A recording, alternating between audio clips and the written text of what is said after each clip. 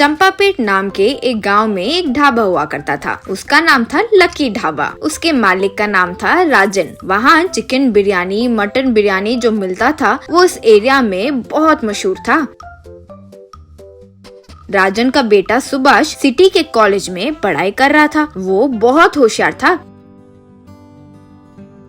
एक बार उस गांव में प्रेसिडेंट इलेक्शंस हुए। उसमें भगवती नाम का एक प्रेसिडेंट चुना गया।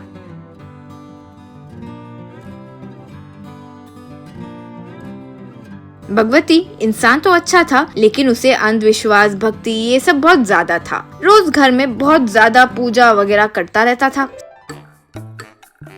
साधु संत को घर पर बुलाकर सत्कार वगैरह भी करता था।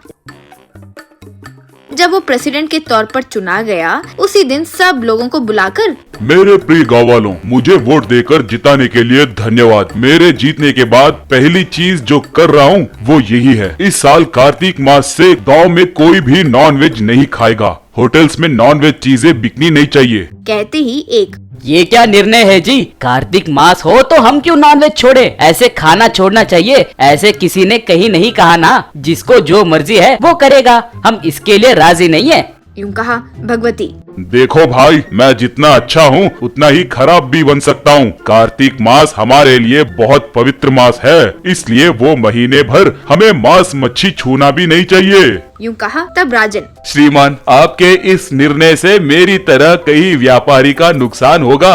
जरा सोचिए, मांस खाना चाहिए या नहीं वो एक एक पे निर्भर होता है। आप ऐसे जबरदस्ती थोपेंगे वो सही नहीं है। जरा सोचिए। यूं कहा तो भगवती, बुढ़े कहीं के, मेरे बारे में तो तुम जानते हो ना। एक बार निर्णय ले लिया तो मैं खुद अपनी नहीं सुनता, किसी की बात नहीं सुनूंगा।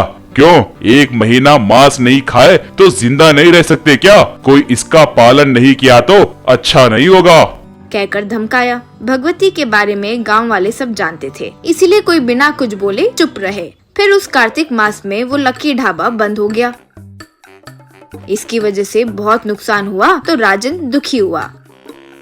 एक दिन पढ़ाई पूरी करके बस में घर लौटते हुए सुभाष अपना ढाबा बंद है देखा।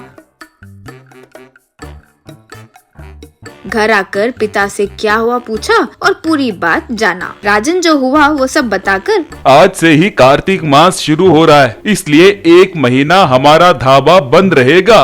तब सुभाष, ये बात आपने मुझसे कभी क्यों नहीं कहा पिताजी? भगवती अच्छे है ये सुना है, लेकिन ऐसे मूर्ख निकलेंगे नहीं सोचा। वैसे 30 दिन अगर हमने ढाबा बंद कर दिया तो हमें कितना नुकसान होगा, और नॉनवेज नहीं तो वेज आइटम्स बेच सकते हैं ना। यूं कहा तो राजन, कम से कम 1 लाख का नुकसान होगा बेटा। इस एरिया में वेज बहुत कम लोग खाते हैं, इसलिए बंद करना ही बेहतर है। यूं कहा तो सुभाष, नहीं पिताजी, मैं जैसे कह रहा हूँ वैसे करो। लोगों को बिरयानी की खुशबू आए तो बस काफी है, फिर उसमें चिकन है या मटन है वो नहीं देखते। ये मेरा मानना है। अब बिरयानी की खुशबू नहीं आने से लोग पागल हो गए होंगे, इसलिए हम बैंगन बिरयानी यानी ब्रिंजॉल बिरयानी बनाकर बेचते हैं। आप जैसे चिकन बिरयानी बनाते हो वैसे ही बनाओ, बस चिकन के बदले बैंगन डालो, बस फिर देखो लोग कैसे आकर खाते हैं।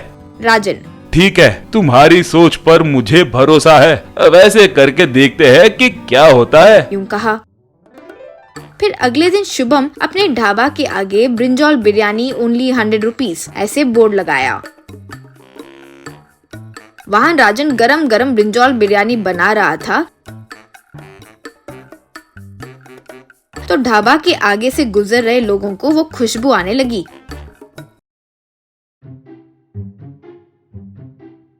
बस सब अंदर आकर बैठ गए। सुभाष उन सबको गरम गरम ब्रिंजॉल बिरयानी परोसा।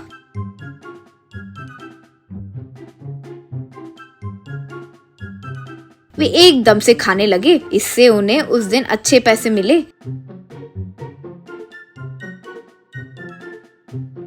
उस दिन भगवती अपने आदमियों के साथ उस ढाबा पर आया। राजन, सुभाष उन सबको गरम गरम ब्रिंजॉल बिरयानी परोसे। वे वो सब खाकर खूब पसंद किए।